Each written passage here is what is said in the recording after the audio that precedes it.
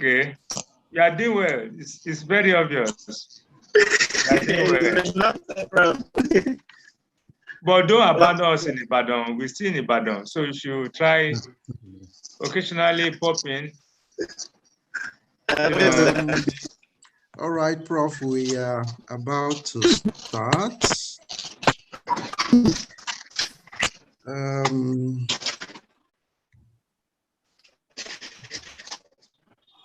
Okay, I think everyone is here. Our panelists are all here, and more people are joining, and I can see our moderator here as well. So we will be starting very soon. Let me show myself. And probably change the speaker view. This red background. Okay.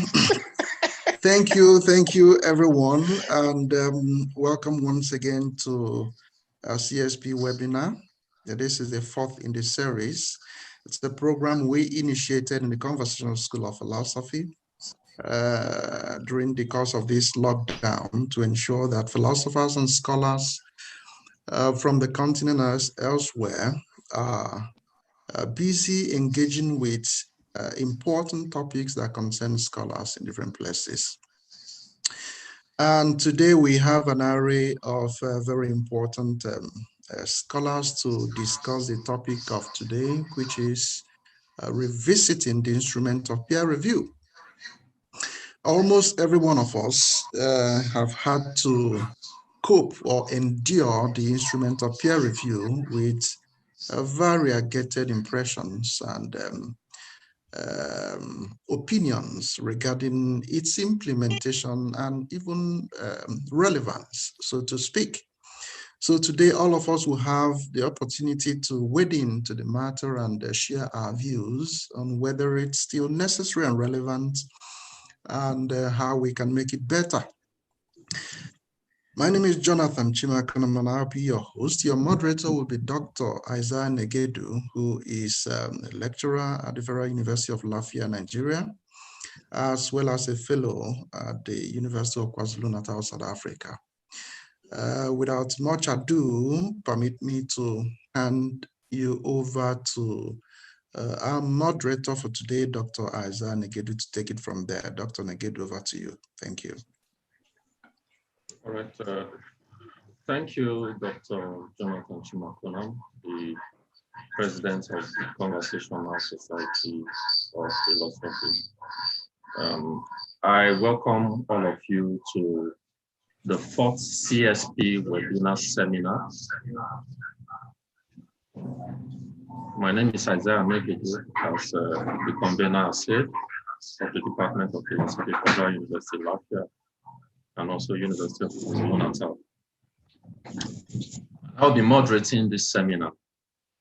Just as a reminder, we will be revisiting the process of peer review. And for those of you who have been engaged in this process, either as authors or as peer reviewers, you should know and you agree with me that it requires a great deal of work and high level of expertise. And for the most part, you know, it is considered as the most credible means of validating scientific research that comes with its own peculiar challenges. So it is on this note that the CSP decides to bring together a group of scholars to serve as our panelists so that they can help us unpack the rigor in this process.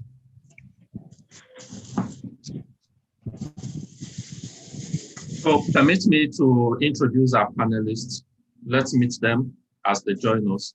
So joining us today in this session is Ward Jones. Yeah, Ward Jones. Ward Jones is a Ward Jones is a professor of philosophy in Rhodes University.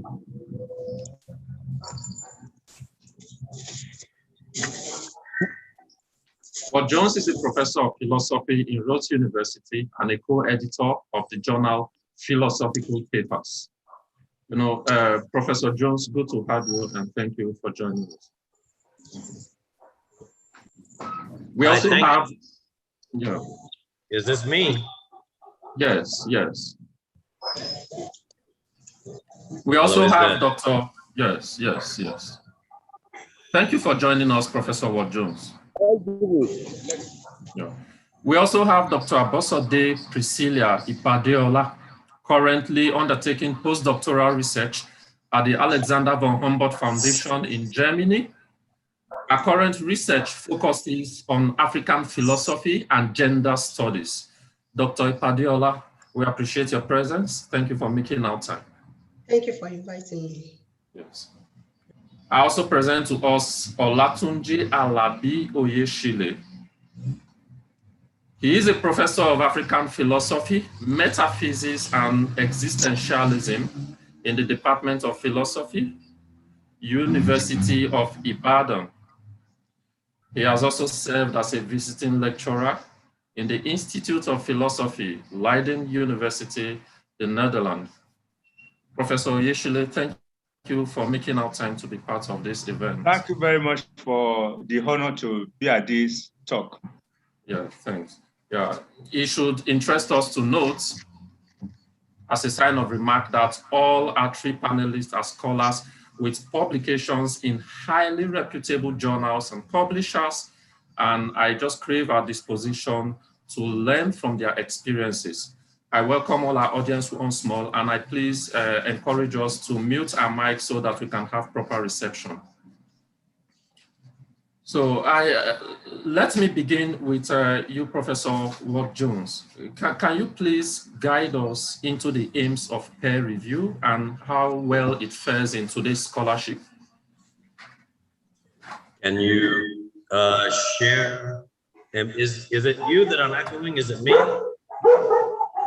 Yeah, I'll share the screen you sent. Okay.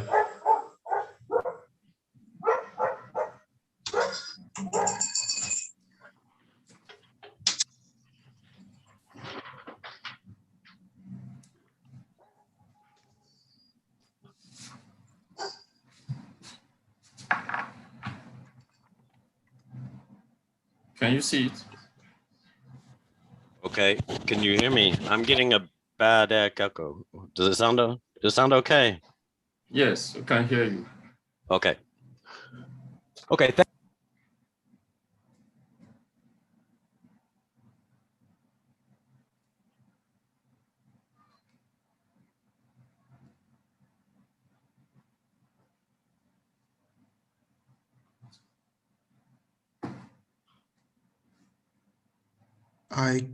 I can hear him again, Dr. Negidu. Yes. Can you hear him? I can't hear him. I can't hear him. Can you hear me now? Yes, we can hear you now. We can, yes, we can hear you. Okay, good. So I want to try to be as simple and straight.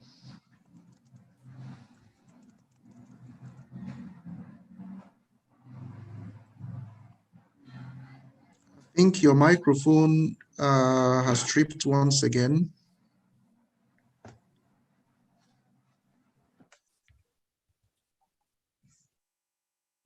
There? Yeah, it's back on again. Back.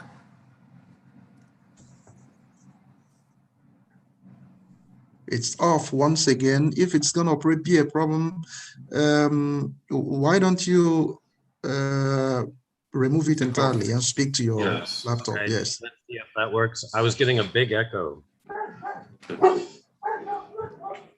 Is that okay? Yes. Okay. So I take peer reviewers to be, sorry.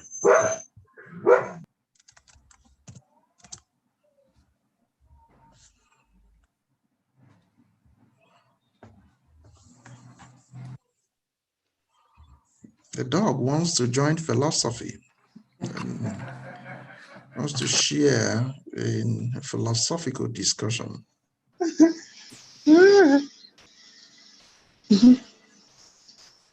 Okay, let me try this. Try this now. So I think peer reviewers to have two features. They are those who have contributed to the existing published. Sorry.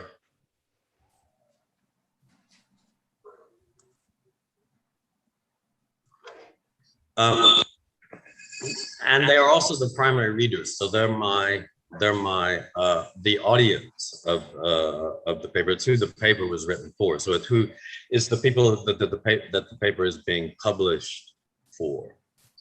And in philosophy, the primary readers of the journals that I'm seeking to publish in are those of us who are going to, those of us who are going to read it, as well as those of us who are going to teach, recommend, or cite a published version.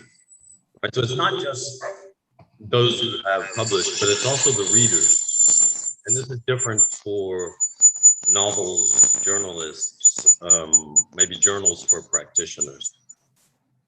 So the ideal reviewer for me is someone who sees herself as kind of having a professional duty to be acquainted with the kind of work that the paper is about, that I'm writing or editing. And so there is very often something at stake for her with respect to whether the paper gets published. Okay, so then just two brief points about how my view of peer rejection as an author flows from that, and then how my view as a journal editor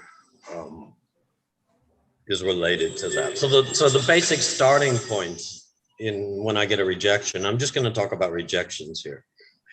If I get a rejection from a peer reviewer, or rather, if I get peer reviewers who do not think that my manuscript is interesting or well done, then nor will my readers. So that I take in the basic case, I take my reviewer, my referee report, to be written by the people I'm writing the paper for. So the initial conclusion then that I draw as an author is that if my peer reviewers miss something, then the onus is on me, and it needs to be on me to make sure that the next reader won't. So peer reviewer is just a representative of my audience, and I want all of my readers to get everything I write. So I want to be as clear as possible. I have also encountered systemic rejections or dismissals on kinds of papers or areas of philosophy in which I was writing. And I think it's important to talk about systemic rejection. So having your work or one paper or whatever being systemically rejected or dismissed. But I've had that, and it's led me to lose trust in the field, such that I don't try to publish in that area anymore. I'm not interested in speaking to that audience. But only rarely have I, in the end, dismissed referees' reports, that is, judging the peer reviewers and losing trust in the editors, but not the audience, right? So something would have to really be going wrong with my peer reviewers if I were to try to separate them from my audience. And something's gone wrong when that happens. Quite seriously, though. So very quickly, as a journal editor, what I look for, can we scroll it? Yes.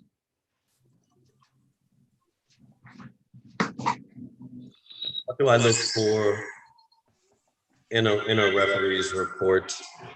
And here I think I'm probably betraying my meta-philosophical commitments, because I'm not looking for whether the referee agrees or disagrees. I'm not looking for whether the referee recommends publication or rejection, and I'm not looking for whether at least initially, for whether the referee's comments are going to be useful to the author.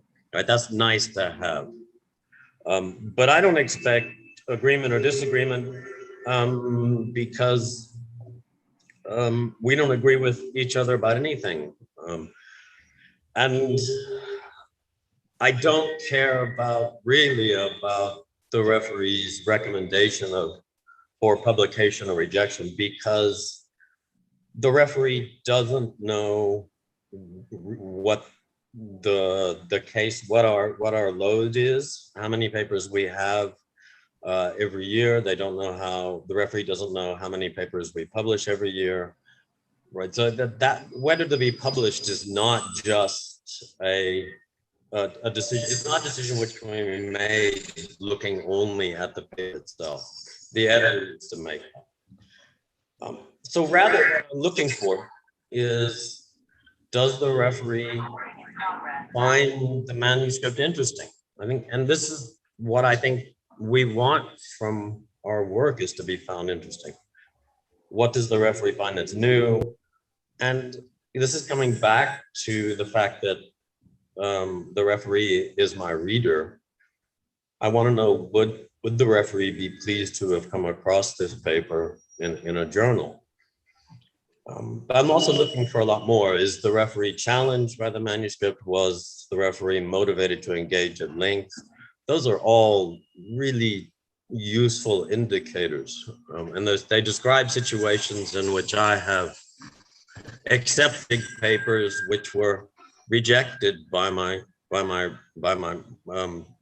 referees, and vice versa. So that's what I'm looking for, basically. I wanted to know what my audience, my readers, are going to think of the work that they're considering. I'll stop there. Thank you. Thank you, Professor Ward-Jones, for your contribution on that. We move over to you, Dr. Ipadeola. You know, Dr. Ipadeola will be differentiating constructive from destructive review.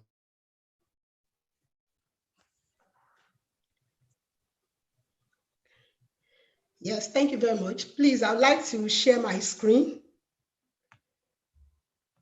but I can't see that option here. And so can you tell us what differentiates, constructive from destructive peer review process? Please. Yes, she had that. She wants to share her own screen, so you have to my screen, please. Stop the one you're sharing present. Okay. Moderator, you have to stop sharing. Yes.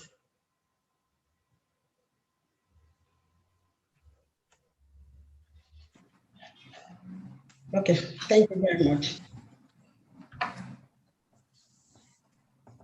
Yeah. So thank you very much. The topic before us this afternoon is distinguishing constructive from destructive review. And I'll briefly define peer review as the procedure involved in evaluating a submitted manuscript to ascertain or to ensure its suitability for publication. And I'll quickly move on to the objectives of pre-publication review. The reason why I consider this important is that if one does not know these objectives, when a reviewer deviates from this, or when a reviewer does not meet these objectives, it will not be considered bad, but it is actually bad. So I'd like to look at the objectives one after the other. The first one is quality assurance. This is where we talk about things like theoretical framework, methodology, literature review, avoidance of plagiarism, and so on, or prevention, and so on. So another one is accuracy of information. That is one of the things that a reviewer is also expected to be on the lookout for, to ascertain that there is accuracy of information, of every information given by the author. This talks about scientific rigor, reliability of information, then soundness of arguments. And also we have relevance of, we have contribution to knowledge, which talks about novelty of ideas, accurate reports of findings, then formulation of a new idea, and so on. Then we talk about how relevant and consistent the submission is with the scope and style of the journal. And also it's talking about boosting of the legitimacy that a journal has, as well as trying to help the author gain some popularity or some recognition. Then provision of feedback, or some feedback on a research. So I have tried to define constructive review and destructive review, as you can see, but I'll move on because of our time. I'll move on to this. I'll move on to this, which I consider very important. That's, as a matter of fact, is the kernel of the discussion. We are looking at constructive versus destructive review. What are the features of each one? And when we receive some feedback from our reviewers and we have this, how do we distinguish the two? I would like to say at this juncture that one way of ensuring that a review is constructive is using anonymous review, or what we refer to as blind review. But even in spite of this, with or without the method of anonymous review, sometimes we have destructive review emanating from a review process. And this defeats the aim of reviewing, the aim of the entire review process of passing a submission through review. It defeats the purpose. So it does not, and this does not advance the cause of knowledge. So what are these distinctions? Number one, constructive review is about the content of the paper or the content of the submission, while destructive review is about some unimportant points. Like, that is when you begin to put considerations such as race, gender, political affiliation, sexual orientation above, over and above. You begin to, when a reviewer gives, of course, the reviewer is not likely going to state that those are those are their considerations. They are never going to state that, because that, for me, is shameful. But when as a reviewer, what matters is the race that the person belongs to, the person's gender, political affiliation, and so on, and such trivial things. When those considerations take precedence over and above merit, then it's a destructive review. Another one is that the focus of a constructive reviewer is helping the author to strengthen the work, while the goal of a destructive reviewer is to humiliate the author. When the reviewer is set out to humiliate the author, then it is a destructive kind of review. The next one is that a constructive reviewer offers tips and suggestions to improve the work and to help the author move on, while a destructive reviewer makes comments that suggest that the work is worthless. For example, such a reviewer could say something like, the work is, for the manuscripts or the argument or the paper is fundamentally flawed, or it is grossly inadequate, without substantiating their claims, without stating why they feel the manuscript is flawed or inadequate, or the arguments are not strong enough. So when you have that, then it is the review is destructive. Then we move on. Another thing to consider is a constructive reviewer sees themselves as a colleague. And like Socrates, they see themselves as a partner in the project or the process of birthing a new idea or publication, while a destructive reviewer sees themselves as an antagonist, as a boss, and they would want to just shatter the work or pull down the author. So finally, a constructive reviewer evaluates the work placed before them, while a destructive reviewer would want to drag the author to their own area of competence or their sphere of interest. They would say, okay, why don't you consider this rather than this? Just because that is what interests them, or just because that is what they're comfortable with. So these are the features. Then I'll move on. If I still have some time to consider this, I consider this aspect important too, that if you receive feedback from your reviewers, if the review is constructive, I'll say, if you're asked to respond, appreciate your reviewer. That is important. Then number two, don't be so excited and overlook the suggestions. And I'd like to say at this point that it is not every negative review that is destructive. It is possible for you to receive negative comments from your reviewers, and you don't consider that destructive because they are valid points that the reviewer have raised. But when the objectives are not met, then it is destructive, like I've pointed out earlier. However, if the review is destructive, I'll say number one, if you're not emotionally prepared to handle it at the time, these are my suggestions. Keep it aside, do some other things that you like. Number two, later when you are ready, go over the comments again. When you are emotionally strong enough to handle it, go over the comments again and try to, as much as possible, to put sentiments aside.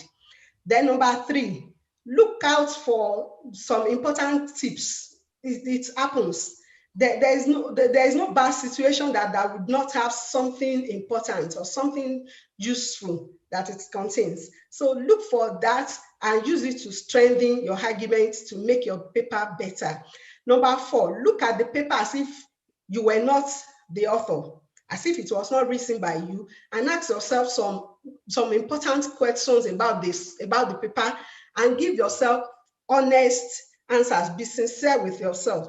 And then number five, finally, if you consider it necessary, and this is necessary as far as I'm concerned, especially if you receive destructive feedback from your reviewer, if you consider it necessary, give the work to a friend or a colleague and ask them to be as candid as possible, to be as dispassionate as possible.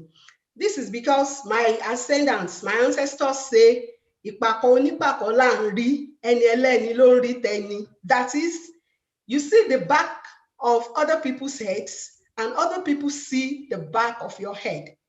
That means that is just the literal meaning now. The real meaning is that when you are involved, it is difficult to be objective. But if you give it to somebody else, if you look at it, you seek a second opinion, it's going to help to make the work better. Finally, I would like to say that we cannot avoid review. We cannot avoid review or peer review in academia because it is the lifeblood of scholarship. And I would like to leave you with this, that just like Aristotle said a long time ago, to avoid criticism, he said, say nothing, do nothing, and be nothing. And I hope that's I don't think anybody is here who would want to be nothing. So let's keep writing, and we are going to be getting better at it as we go on. Thank you very much for your time. Thank you, Dr. Ipadeola, for your insights. Good to hear that. Quickly, we move over to Professor Oyeshile. Professor Oyeshile will be talking about the allegation of gatekeeping in scholarship in Africa. Professor Oyeshile, this is for you. You know, we usually have this allegation, or rather accusation, of gatekeeping manuscripts in African scholarship. So is this claim genuine in any way?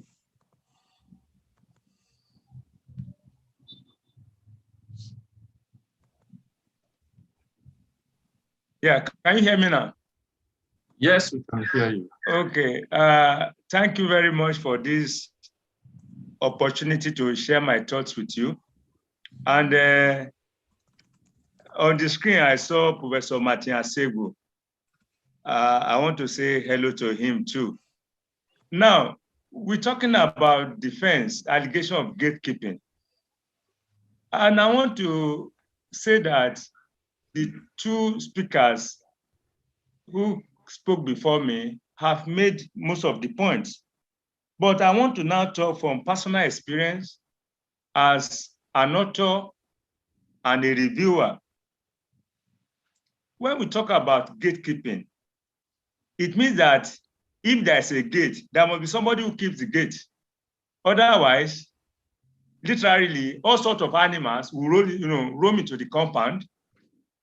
Unwanted people will also come into the compound, and it becomes very difficult. So, on a serious note now, gatekeeping, because from the way it is phrased, allegation of gatekeeping is seen as something negative. It is not. If both ways, it could be negative, it could be positive. Negative if certain things are prevented from coming in, and positive if you screen quality materials to come in. So when we take that to the academic space, we discover that peer review itself is an aspect of gatekeeping. And in every discipline, there are custodians of that discipline. Let's even start at our various institutions. The fact that some people sit in judgment over your examination, that you want to have a PhD and you have panel of examiners, means that there is some sort of gatekeeping. They want to ensure standard in what you are presenting. Now, we write exams at various levels, at the WAEC level, secondary school level, primary school level. So gatekeeping is meant to maintain standard. Of course, it could be abused, and I'll tell you how we can prevent the abuse. But gatekeeping, and I want to disabuse our mind, gatekeeping should not be seen as something negative, especially in African scholarship or African philosophical scholarship. But we have a problem, especially in African scholarship, perhaps in Nigeria. The quest for promotion has given that anxiety to people, the need to rush to publish, because it's either you publish or you perish. Now, the profundity has disappeared because people now talk about number of publications without the depth of those publications. Now, I remember when I was starting in the late 90s and early 2020, 2000, I had a file for rejection letters. I tried the most sophisticated journals, and each time, in fact, most of my papers that got published then were rejected once or twice. And that was through gatekeeping. And I had to rework those ideas. In fact, somebody who rejected my paper in Journal of Social Philosophy, the person came from Kent University. I got to know the reviewer 10 years after when he came to Ibadan. Now, but it was anonymous. So gatekeeping helps you to fine-tune your paper to ensure quality control. But because people are now anxious for promotion, they want to publish any manuscript at any cost. And I want to tell you, it's very saddening that manuscripts have come to access in the last few years, maybe about 6 or 10 years. They are poorly written. Many of them, about 75% of them, are poorly written. Now, to avoid this problem and to get your paper published without this accusation of gatekeeping, the first thing you do is to study the editorial policy of any journal you are sending your paper to. Study the editorial policy. Is the journal dealing with analytic philosophy? Where if you are in philosophy, is it dealing with analytic philosophy, continental philosophy, African philosophy, or general philosophy? Now, if you send a work in African philosophy to analytic journal, and what you are doing is not analytic, you are not saying something analytic about African philosophy, because you can also be analytic about African philosophy, definitely the paper will be rejected because they have set goals, they have set principles which they want to meet. So the first thing is to study the editorial content. And again, as my colleague, Dr. Ipadeola has said, you ask yourself, when you write a paper, give it to somebody else to look at before you send it. Ask yourself, pretend as if you are not the writer. That is when you can see the errors. So the accusation of gatekeeping is I don't accept it. Of course, some journals tend to be racist. Yes, I mean that they tend to be racist because they feel that, for instance, if as a Black scholar, you send your paper to some of these highly rated analytic philosophy, journals. Oh, the first thing is that, how can a Black man write this? So that bias is there. But if the standard is there, they will still give it a consideration. And for the constructive criticism, for constructive peer review, they will tell you what you need to do before the paper is accepted. I have never seen a paper that is sent to an editor and is published without correction. It means that no peer review has been done. So when it comes to gatekeeping, I'm saying that gatekeeping should not be seen in the negative sense, because once we talk about a gate, whether you employ somebody as a security man to keep the gate or it is the occupants that keep the gate, it is very, very necessary to ensure standard. Now, let's go back to philosophical scholarship. Some 20 or 30 years ago, of course, there were a few writings, but they were very profound. Now, how many people try to be as profound as those people now? In African philosophy, you get hundreds of manuscripts on a daily basis, and excluding the charges of plagiarism. And you discover that some of these papers are not well researched because people are in a hurry. So for a scholar, you must be ready to do the needful. You must not be too much in a hurry. You must aim, and if you are publishing because of promotion, you are not likely to write a very good paper. You should publish because something has triggered your influence. And I want to give you a practical example. In 2005, I sent a paper to Ultimate Reality and Meaning. I'm giving this practical example so that our colleagues can learn. I sent a paper to Ultimate Reality and Meaning in Canada. Very, very high profile journal. And it took 6 years for the review. The first year I sent the paper in 2005, I got an acknowledgement. And after the acknowledgement, the paper was sent to Hekima College in Kenya. From there to Canada. And the second year, they told me to correct this, correct that. I did that. The paper was sent back to the editor in Canada. And he still saw some mistakes. I was not discouraged. Some of my colleagues told me that, look, why are you wasting your time? Are you not interested in promotion? I said, no. I want this paper to be published in this journal because this journal is a very good journal. And by 2009, another galley proof came. And they told me that the paper has finally been accepted for publication. Now it has to go to a native English reader.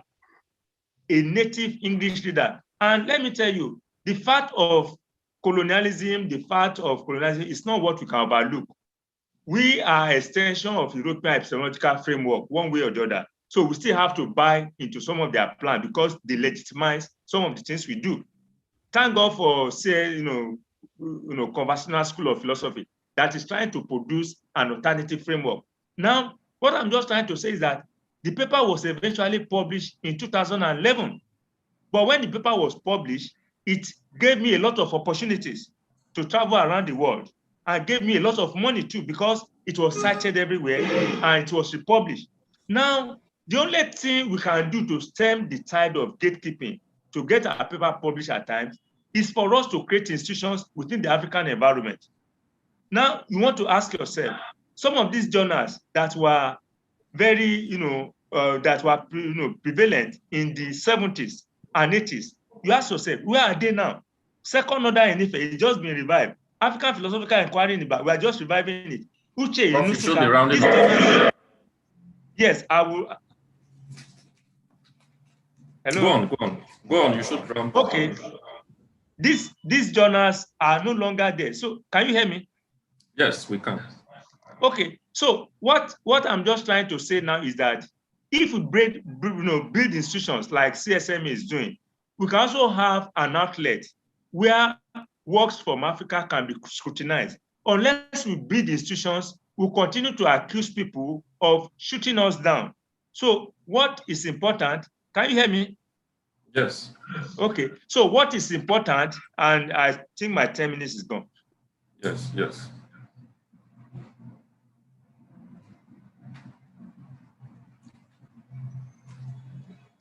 Okay, it seems we lost Professor Oyeshile.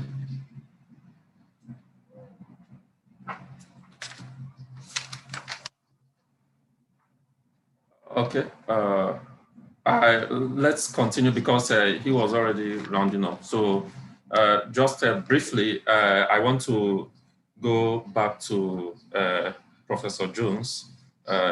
Just in 2 minutes, I want you to tackle some issues. You made reference to the fact that, if your peer reviewers do not think that your manuscript is interesting, then it's possible that the paper, is actually not going to be interesting to the audience. Now, but you may also have situations where a reputable journal could send, papers to reviewers that are not competent in a particular discipline. It happens on rare occasions. So how do you navigate such a challenge as a researcher?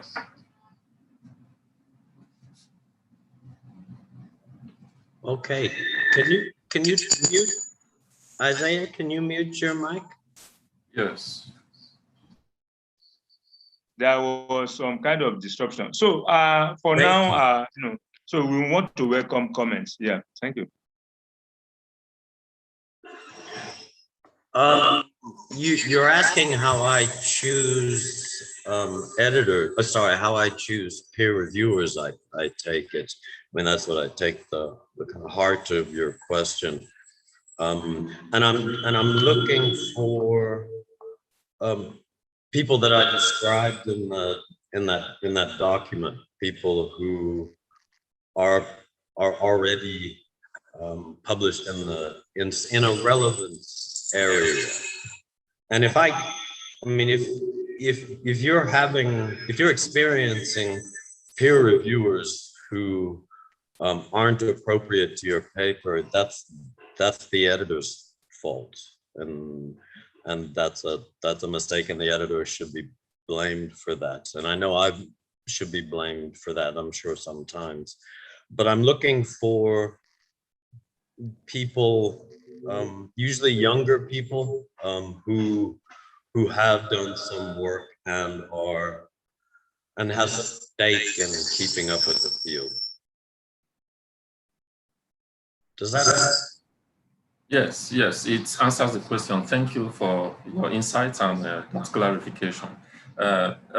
Please, quickly, Dr. Ipadeola, I want you to follow up with a particular question briefly. You made reference to systemic review process that is destructive.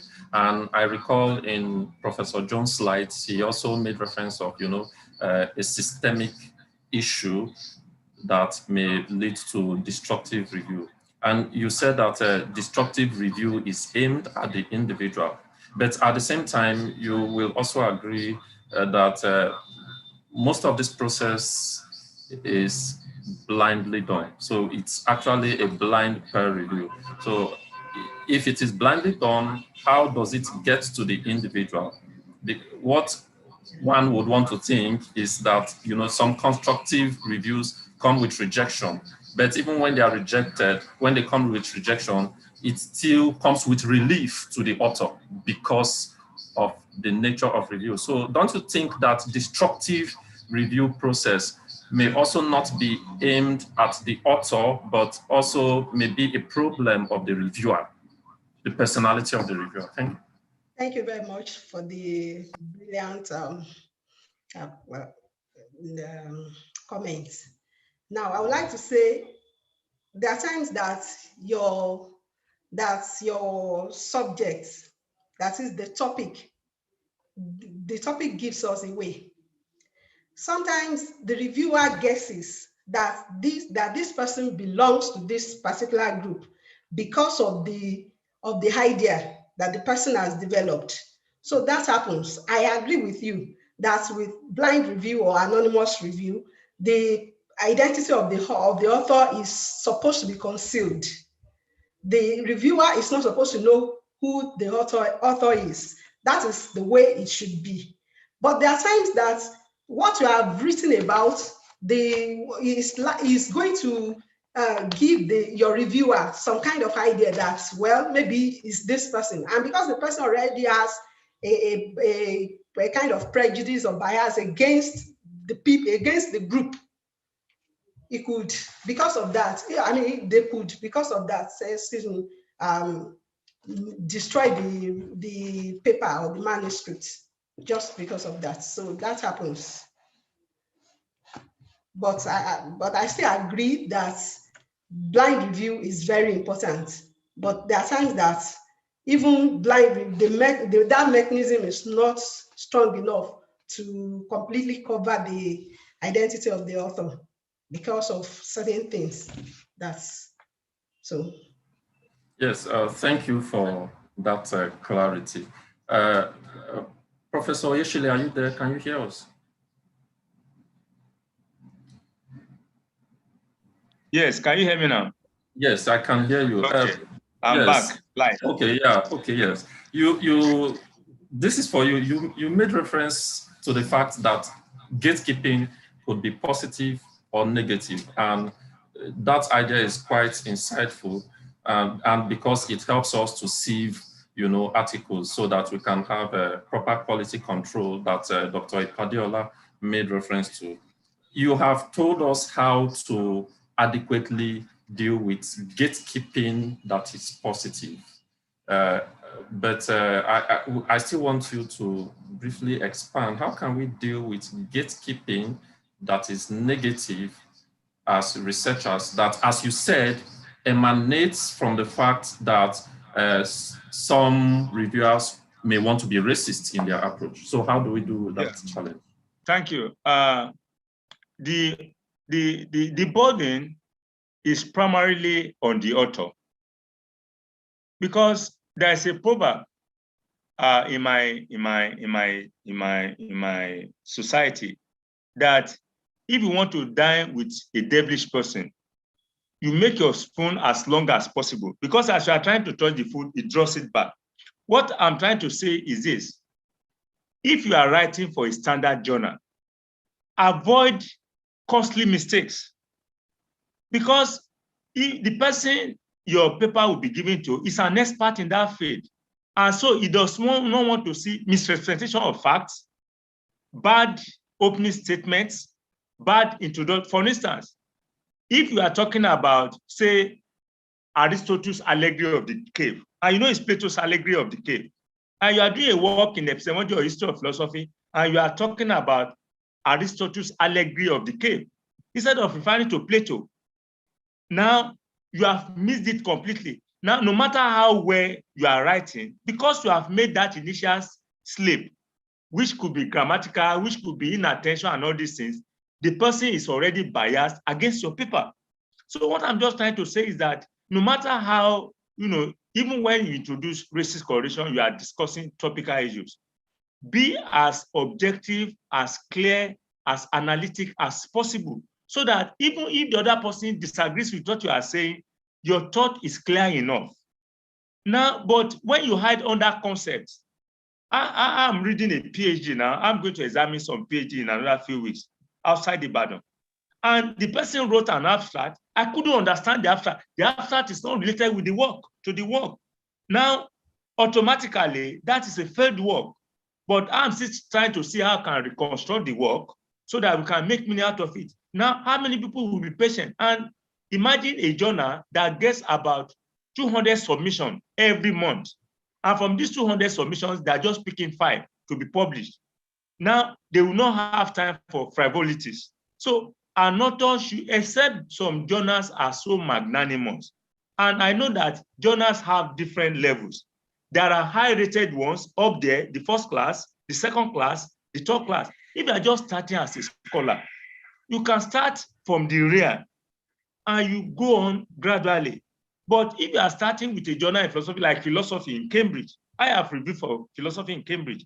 The standard is so high, very analytic, and for a young scholar, you start maybe at the middle level. So to avoid negative gatekeeping, where your work will be thrown out, that you must get your facts right. You must be ready to work hard. Your literature review must be extensive. Some people write without doing any literature review. They think that the first to prepare those ideas. It is not proper. It's because they are lazy. There is laziness in scholarship.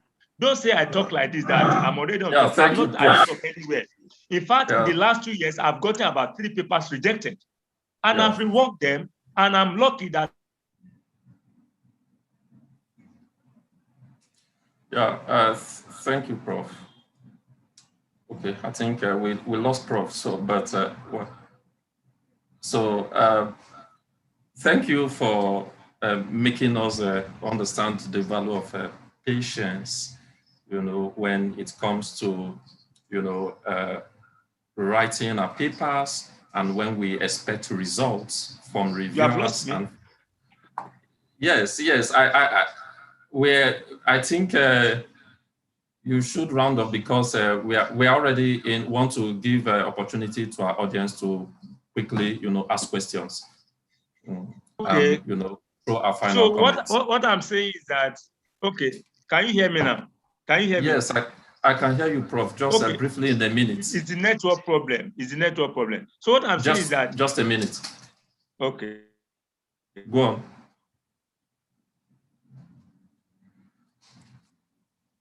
Okay, please, can we go over a question session? A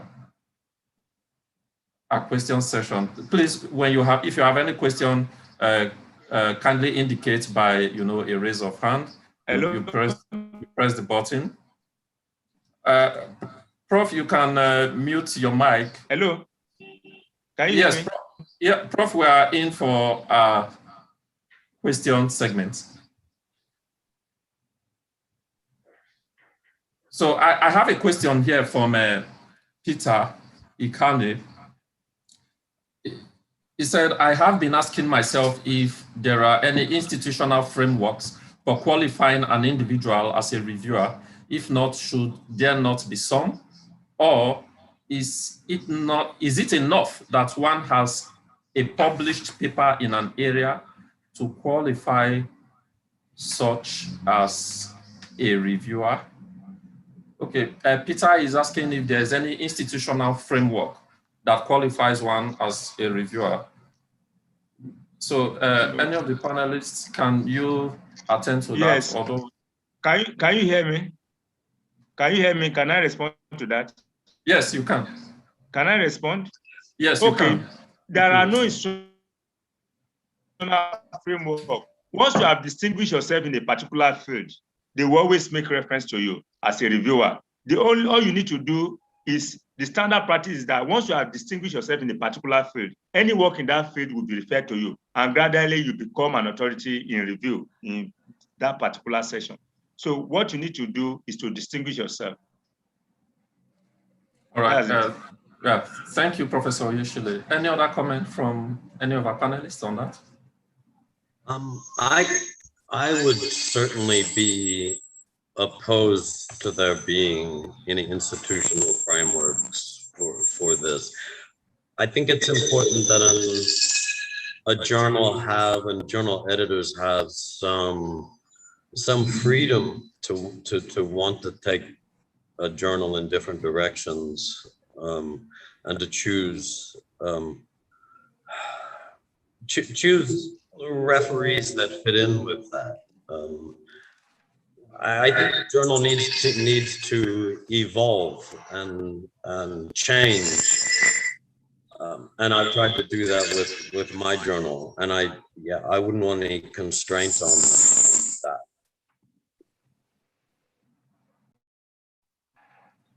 Okay, yeah, thank you, Professor Jones. Yes, thank you. Then I think one other thing to do, journals or journal editors to ask specific, direct and ambiguous questions. This is very important. They should guide their reviewers. We want you to comment on this, this and this. That is important. Not that they just say, okay, what are your comments? What do you think about the paper, about the manuscript? They should ask direct questions, and there should be more than one reviewer. Indeed, there should indeed be more than one reviewer. Some journals just give your paper to one reviewer, although they have it on their, maybe on their website, that they give out papers to 2 or 3 reviewers, but at the end of the day, they give it to just one reviewer. There should be more than one reviewer, and they should ask specific questions that they would do about what they would want to know about that manuscript. I think all that. Right. Thank you. Please, yeah. Just to add, please, we should bring up the issue of predatory journals. We should bring up the issue of predatory journals because it's something that will interest us.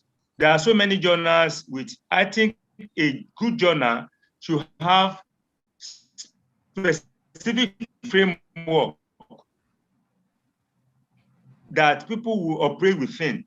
Not just any, because that's what has led to the issue of predatory journals. You see a journal, you send an article to a journal, and within 1 week, the paper is published without thorough editorial review. So we should also look into that. All right. Okay. Please, quickly, let's go to some hands are up here, and we should take them briefly. Tosin Ate, can you please? Yeah, can you please ask your question? Okay, thank you, moderator. I want to appreciate all the panelists for the presentations. Please go straight to your question. I'm going straight to my question now. So my question is borders on the idea of originality and copyright, especially as it relates to the idea of peer reviewing.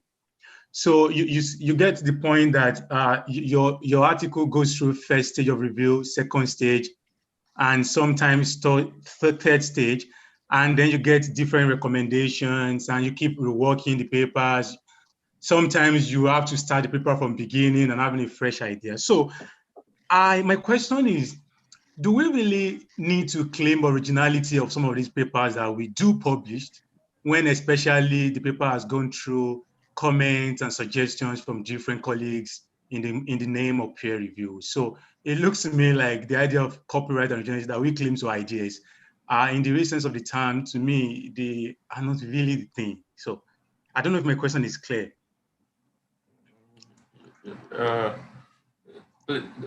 No, any of our panelists, can you respond to that? He's asking if we can claim originality on papers. Or moderator, maybe you can take 3 or 4 questions before responses. Okay. All right. Okay. All right. So we'll take a question from Eluka. Hello. Can you hear me? Yeah. Yes, we can. Thank you very much. My question is, what advice do the panelists have for an author who sends a paper out and the paper comes back with one reviewer saying rejected, while the other said accepted? That's question number 1. Number 2, what quality does a scholar possess for you to refer him as a reviewer? What quality does a scholar possess before you can refer him as a reviewer? Thank you very much. Thank you.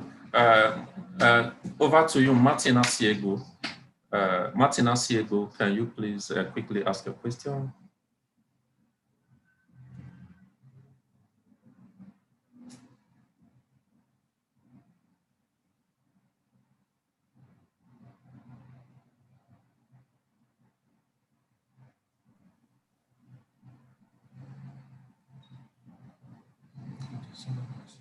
Yes, Martina Siego.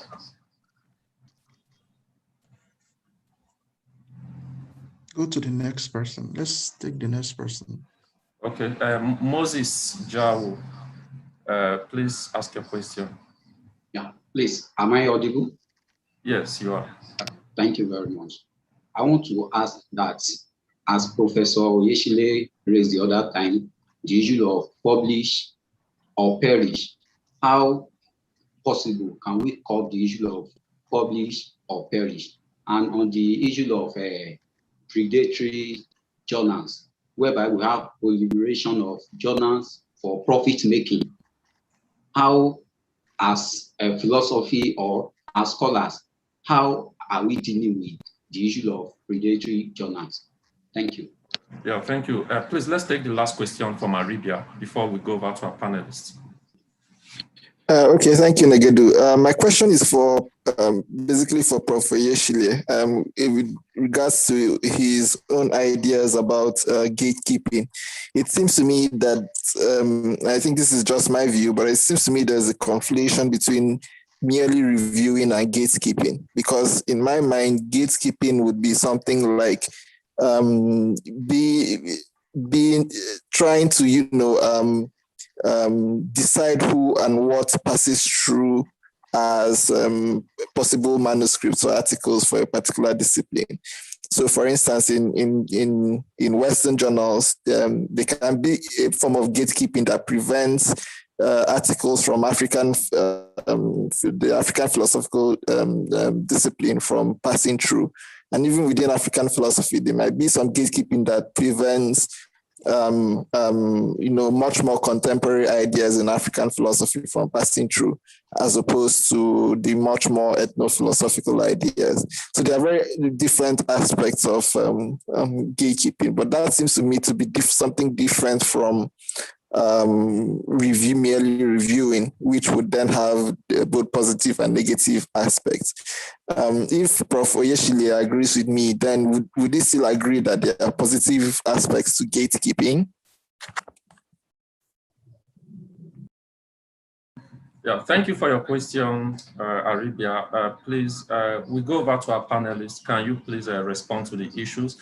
Please, can you be brief in your responses? Just take a minute each, please. Thank you. Let's begin with Professor Jones. Any question for you? Sure. I'm not going to address very many of those questions, but just a couple. Let me say that I don't consider a peer reviewer to be a gatekeeper. I, as an editor, I'm the gatekeeper.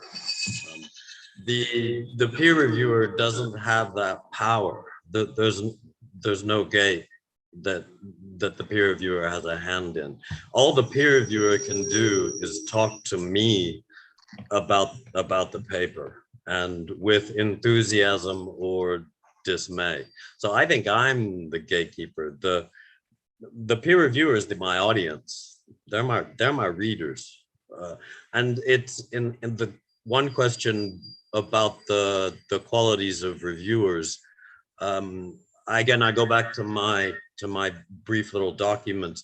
I'm looking for someone who thinks that this area of discourse is so important that she's published already there. And furthermore, it's part of her job, it's part of her identity to contribute to this discussion. So she's an active writer and teacher. That's my ideal reviewer. Yeah, thank you, Professor Jones. Dr. Ipadeola, please, can you respond to any of the issues? considering what Tosin's point, that can you still consider it your work since you're having input from your reviewers? It's still your work. It's like a PhD, a doctoral student. Before you are awarded a PhD, you must have gone through, it's the process. You must have gone through a supervisor, maybe the inputs of your supervisor will be there, the inputs of the external examiner and so on. But at the end of the day, when the PhD is awarded, you are the one that is referred to as a doctor. It is not your supervisor. So the idea, the idea came from you. They just try to help you sharpen the focus of your arguments or to make your work better. So it's still your work. Ultimately, it's still your work. So you can claim ownership. That's it. That's one. Then one other question I remember. Someone said if you have two reviewers, one says the work is good, the other one says the work is bad. That what do? You don't do anything. Like Professor Jones said, that is for the editor to decide whether to go ahead and publish the paper or to reject the paper. It depends on whose opinion the editor considers weightier. If the editor feels that is the opinion of the person that passes that says the paper should be rejected is more valid. If the editor decides to go with the person, then the paper gets rejected. And if it's the other way around, then, but most of the times, as far as I know, what editors do in a situation like this is to ask another person, a third person, to view the paper. So they are the ones that are going to do whatever they have to do. It's none of your business as an author. But if the work is rejected because one reviewer recommends that it should be rejected, then you should look at it again. And most of the time, when a manuscript gets rejected like that, the editor is going to be clear on his or her position about it. They could ask you to go and rework it and resubmit it, or they ask you to take it elsewhere. So whichever way you can still get it published if you work the paper anyway. All right, thank you, Dr. Ipadeola. Yeah. Yes, Professor Oyeshile, please quickly attend to some of the issues in 1-2 minutes. Yes, one, if there are two decisions, one is negative and positive, most editors will waive it for the positive. That's what you do for the boss have been to. That's what they do. Now, when we're talking about gatekeeping, the last person said gatekeeping is not the same thing as, peer review. It is. In fact, the concept of gatekeeping started from journalism, that what kind of news items should we allow? Which one should we reject? So gatekeeping is a kind of quality control, and it is akin to peer review. Gatekeeping is to ensure standard. But the problem is that due to some hegemonic tendencies, some form of racism has been introduced to it. If we take that out, gatekeeping is legitimate. Now, what is the institution doing about predatory journal? Many people are talking about predatory journal now. So some institutions set up standards. There are certain journals you can publish in, there are certain you can't publish in, but it is not working because people, as they are making these rules, people are sidetracking them. But the important thing for the scholar is that you should aim to do an enduring work, because somebody will say you have to wait and wait. What is important is to do an enduring work that will last for a lifetime, because all this anxiety, publishing within 2 years, publishing within a year after publication, and so what. So the important thing, what the scholar should tell himself is that I'm not publishing for promotion, I'm publishing to raise the bar of knowledge. Thank you. Yeah, thank you, Professor Oyeshile, for your responses. I think there are no hands up again. Let me check. Okay. Please, we need your final word on this. Diana raised her hand. Diana raised her hand. I answered down. I was tired of waiting. Sorry. Okay, you can go ahead and ask your question. I think I'm okay. I'm fine now. It's fine. Oh. Yeah, oh, thank you.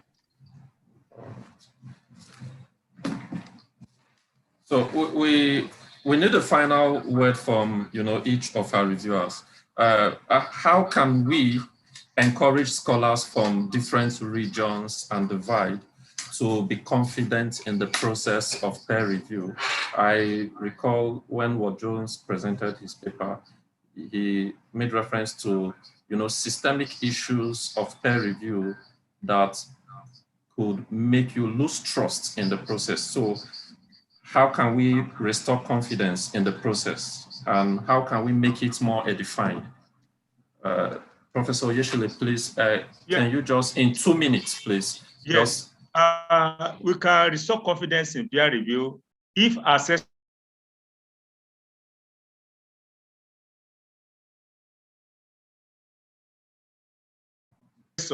make the basis of rejection or acceptance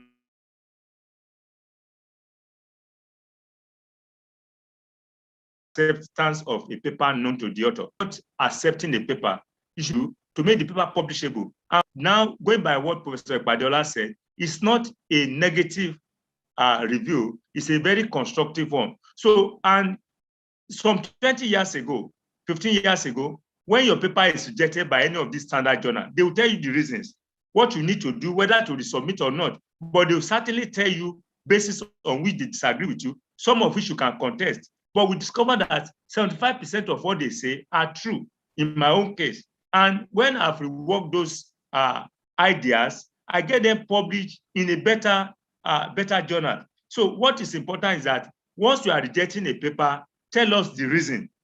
And if a paper is good, tell us what the author has been able to do. Once you are able to do that, the author will have confidence in the peer review mechanism.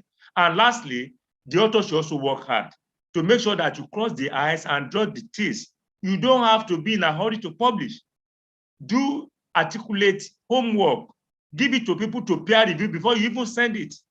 Question yourself, assess yourself. Now, this self-criticism is lacking these days, especially in philosophical papers. Unless we start doing that, this problem will persist. Thank you.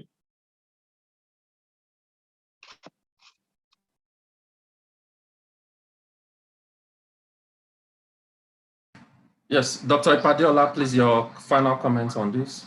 Okay.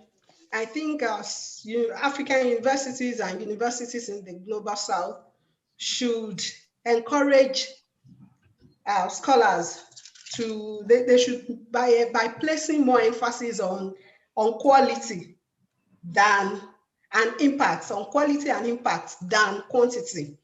It is possible to be prolific without being effective.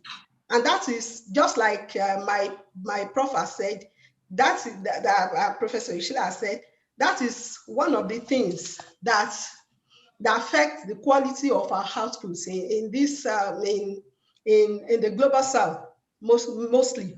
Because the emphasis is on quantity. You must write a certain number of papers to become a professor or to move from the cadre that you are currently into a higher one. So these are the things that affect. So universities have a lot to do to help people to be thorough. And also as researchers too, we should be thorough, we should be honest. We should be honest as researchers. We shouldn't just build arguments that are not hit. Then governments of African countries too should encourage researchers by showing more commitment, by being more committed to the cause of research and publication in Africa and the rest of the global South.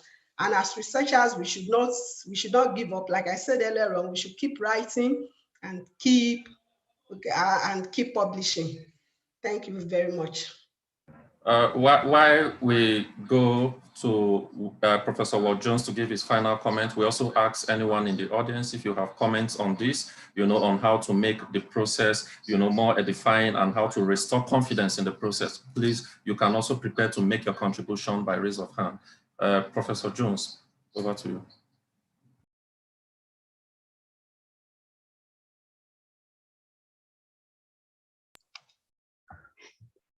Thank you. I just want to come back to the point I was looking at when I mentioned systemic rejections or dismissals. I was referring to the experience of being an author and there being a pattern of my work not being taken seriously.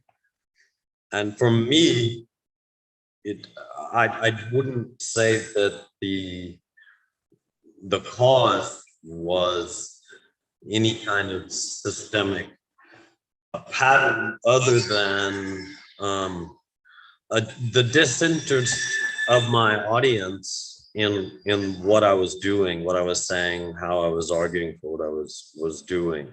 But I think the phenomenon of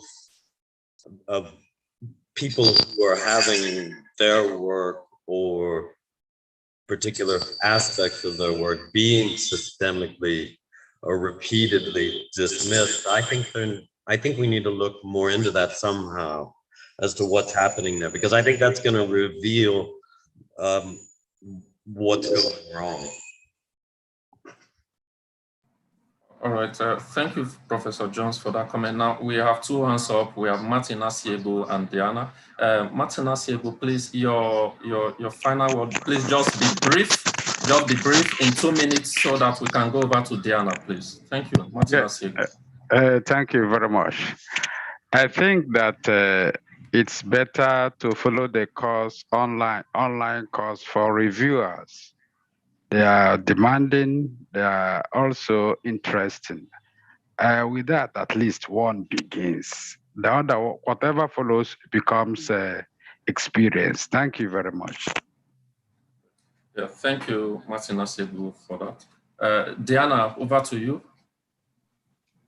Thank you very much. I think the language or the way most reviewers comment on papers need to be checked also. Sometimes people tend to add their implicit biases in the way they talk about the paper. Generally, I think there should be a standard for the kind of way you, as in for the way you respond to or the way you comment on the papers. As Dr.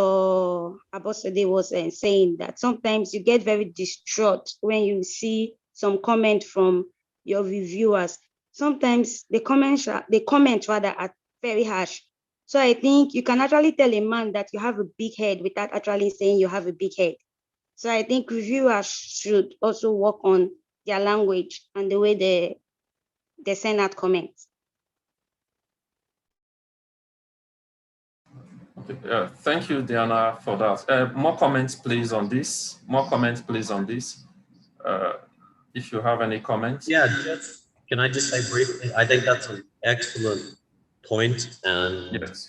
I, as an editor, take that onus, that responsibility quite seriously. So you occasionally get comments from reviewers that are out of order or unnecessary, and they just have to be deleted. And if they're not being deleted, I blame the editor. Yeah, thank you, Professor Jones, for that. More comments, please, on this. Any other comments? Any other hands up? Yeah, I have a comment, if you'd allow me. All right, go ahead. Okay, thank you very much. Mine is also to speak briefly from the point of view of experience as an editor of a journal myself. And it resonates with the points that Diana made just now. There are reviewers that will hide behind language to try to fool the editor. All right. And there's a big challenge that most editors face. They've got high number of submissions to process, and they are human beings. Sometimes they are also working against time, and they resort to relying on reviewers' recommendations where they do not have the time to read through every paper and form their own impressions. And sometimes that is not good, and it places the author at severe disadvantage. From my experience, I have had some submissions that some reviewers rejected, made some very high-sounding, powerful comments to reject the manuscript. But then there's also something you spot, especially with regards to destructive review that Dr. Ipadeola talked about. Such reviewers would resort to very high sounding descriptive words to qualify the poverty of the manuscript in question without substantiating it. And sometimes these are really people respected in the field. All right. So if as an editor, care is not taken, you tend to be fooled that this person must know what they are saying. And they give you these large, long, very voluminous comments that makes it appear as if they were being thorough. They read this over and over again, and they were being thorough. And in some cases, when I have taken the time to, especially where there is two different types of recommendation, one reviewer recommends accept, another one recommends reject. And then you take the time to go through the essay in question and compare it with the comments that the reviewer has recommended rejection left, and you discover that they are all empty, vacuous, you know, and these are some reviewers who are skillful to hide behind objective language, so to speak. There are those who are really driven by their passion for whatever reason, and you see some of quite degrading language they use for authors. And sometimes, again, the author of a work might require substantive revisions. It doesn't mean that they are outrightly bad or poor. A reviewer capitalizes on that to recommend rejection and leaves very damning words there for the author. Again, at this point, the editor has the discretion to really moderate some of these things in his or her response to the author, in order not to really create quite a very negative impression to the author that might discourage the person entirely. So summarily, I think that as reviewers, we all have this responsibility to be to understand that the goal of peer review is primarily to make a work strong, strengthen a work. It is not primarily to reject a work. It is primarily to strengthen a work. A recommendation is called for when a work appears quite irredeemable.